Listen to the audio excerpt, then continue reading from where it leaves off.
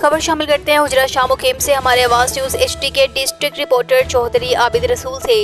Government انتظامیہ سرکاری rate پر گوشت فروخت کروانے میں ناکام، تمام کسائیوں نے اپنی منمانیاں شروع کر دی۔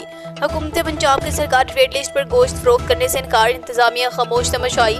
چند دن پہلے گوشت کے ریٹ کے متعلق سٹی پریس کلب رجسٹرڈ حجرہ کے ایک نمائندے کی ایک ویڈیو وائرل ہونے پر بھی انتظامیہ باخبر۔